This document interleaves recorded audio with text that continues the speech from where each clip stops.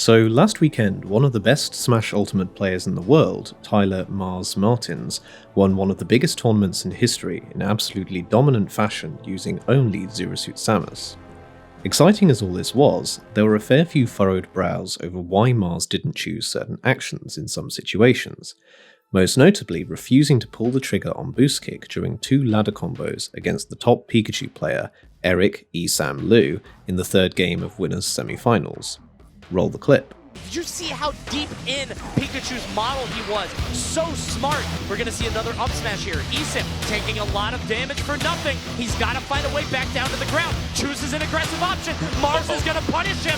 And players right there thought we were going to see a boost kick enter, but Mars keeping it safe. This time we should see a KO. So why did Mars choose not to pull the trigger on boost kick in both of these ladder combos? This is a question I've been asked a surprising number of times over the last few days. Can't imagine why. So let's go over this in detail.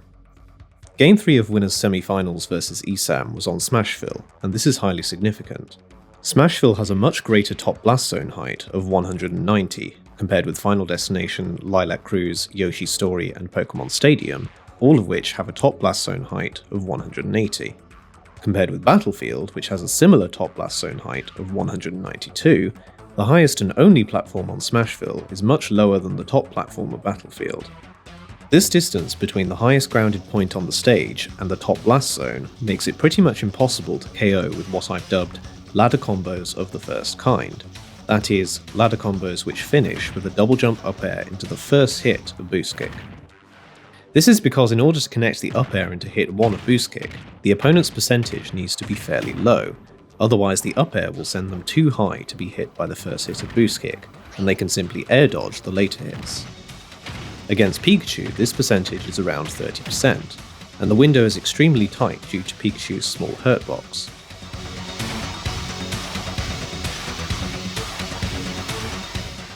This percentage will of course decrease if ZSS has Rage, as was the case here. Now it's unclear whether Mars would have been able to connect the first hit of boost kick after the up air here. My guess is not, but regardless, if Esam had DI'd correctly, as I assume he would have done given he's been rather vocal on the move himself in the past, the boost kick would certainly not have KO'd. Here's a close recreation of the situation. The combo begins with an up smash, followed by a double jump up air into the first hit of boost kick. As you can see, if Pikachu DI's the boost kick correctly, he will not be KO'd off the top blast zone of Smashville, freeze frame and all. But of course, I hear you say, it is still possible to KO from a ladder combo on Smashville, right? Indeed it is, but only with what I've dubbed ladder combos of the second kind. That is, ladder combos that finish with a double jump up air into the second hit of boost kick or later. In this case, the boost kick is connecting at a much higher percentage, and will sometimes launch the opponent far enough to KO off the top blast zone of Smashville. However, even in this scenario, the boost kick will not always KO and will depend greatly on move scaling and rage. You'll notice that I've been liberal between these clips with Pikachu's exact damage and ZSS's rage. Still, let's say for the sake of argument that Mars's boost kick would have KO'd in this position. Unfortunately, we also have the other problem of requiring at least +9 frame advantage versus Pikachu, since his air dodge intangibility begins on frame 2, and the second hit of boost kick does not start until frame 10. So let's attempt to recreate this situation as closely as possible. Looking at Mars's most recent 9 moves, we can see that his up air was staled exactly 6 times, 7 counting the final one before the possible boost kick, which is important because a stale move does less damage, and therefore less hit stun, and therefore gives less frame advantage. Esam was on 62.5% damage, and Mars was on 93.4% damage. Lastly, Mars hit Esam on the 7th frame of the final up air. If we go into training, set up the characters with these percentages, and up air staled 6 times, we can see that hitting Pikachu on frame 7 of the up air gives ZSS exactly +9 frame advantage, leaving absolutely no leeway in the combo if Pikachu chooses to air dodge. However, at these percentages, the double jump up air will generally send Pikachu too high to be caught by the second hit of boost kick, and he will have time to air dodge the later hits unless ZSS hits with a much later part of the up air behind her. Positioning this final double jump up air correctly to secure a ladder combo of the second kind on a character as small as Pikachu is very difficult. Again, it is unclear whether the positioning here was good enough, but apparently Mars decided that it was not worth the extreme risk of boost kick for the mere possibility of a KO. This has all been a bit of a downer, telling you that this isn't possible and that isn't possible, after telling you all only a few months ago that ladder combos are like life and love. So now let's contrast this with Mars's insane ladder combo on MK Leo only a couple of hours later.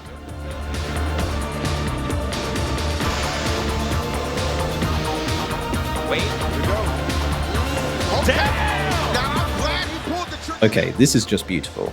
Leo barely gave Mars an inch here and Mars still pulled it off. Let's break it down. Mars starts the ladder combo with a falling up air out of hit stun.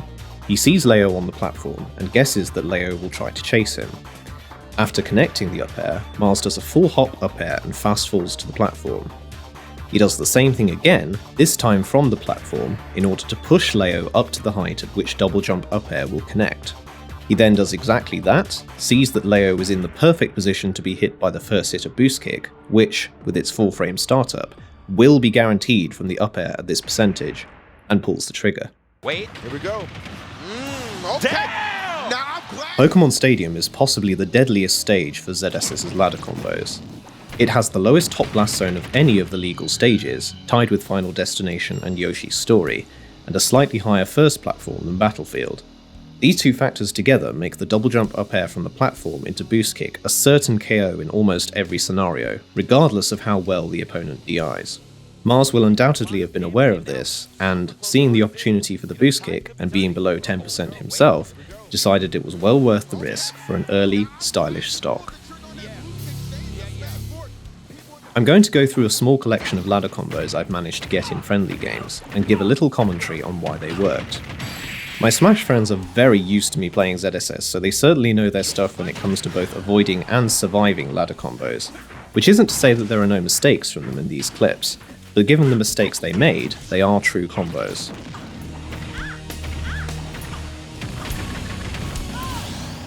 Yoshi's Story is another dangerous stage for ZSS's ladder combos. The first up tilt here placed Wii Fit Trainer in an awkward position, and my opponent panicked and tried to escape with a neutral air. Once the up smash beat it out, her workout was over.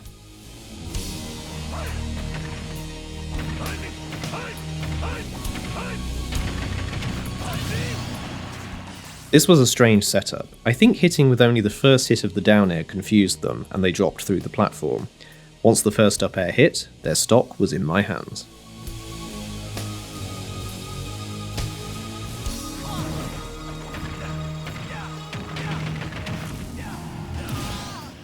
This is a rare example of a ladder combo KOing without the need of a platform, which can happen right at the edge of some stages in fringe scenarios. In this case, I had nearly maximum rage and completely fresh up airs and boost kick. After calling out the jump getup, I knew I needed to push forward with the up airs and the boost kick so that no DI would save him from the blast zone.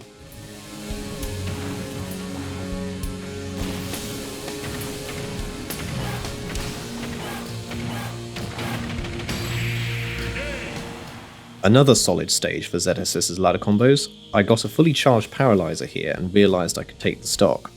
Once Ridley was stunned, there was nothing he could do.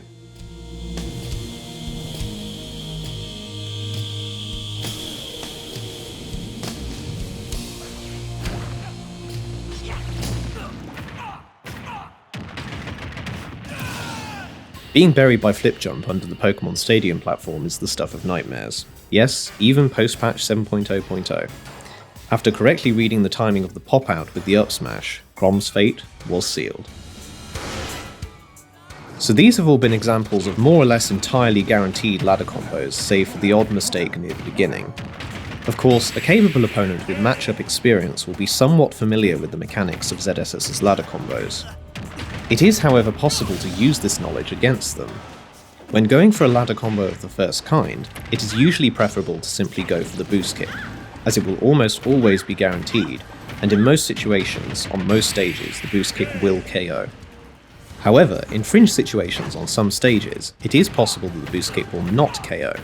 If the opponent realises that a ladder combo of the first kind will not KO in this position, they most likely will not try to air dodge or escape at all, as they know that doing so may place them in even more danger, so going for the boost kick might still be preferable for the extra damage and stage positioning.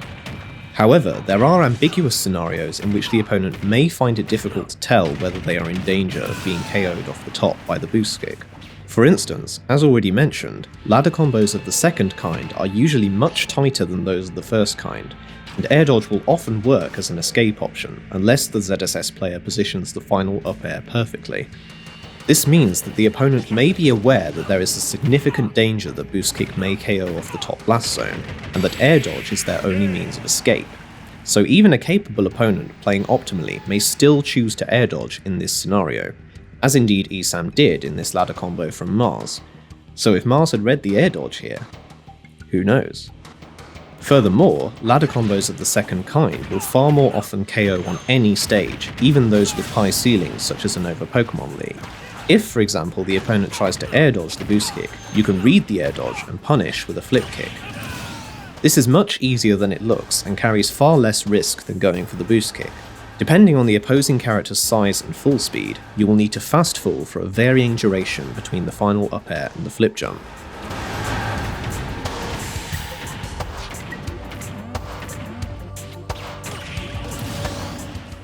In conclusion, ZSS has a myriad of ways to absolutely guarantee the ladder combo into the finishing boost kick, but just as important is your ability to secure a punish even when the standard ladder combo is not possible. All will depend on how the opponent is conditioned and their current mental state in the match. Have you had momentum for a while? Maybe they're desperate to escape disadvantage. If so, they are probably far more likely to choose a panic defensive option against which you can land a demoralizing blow if you make the correct read. That's all for this video, folks. If you like this video, please give it a like and don't forget to subscribe. If you want to contact me at all, you can reach me on Discord at Orio9187, and you can follow me on Twitter at STAWBs Orio. Links in the description. This video was made possible by my patrons. Extra special thanks to my top level patrons Roberto Contreras and Simon Wahlström. If you'd like to join my Patreon family or receive coaching from me, see my Patreon page in the description. In the meantime, take care and keep being awesome.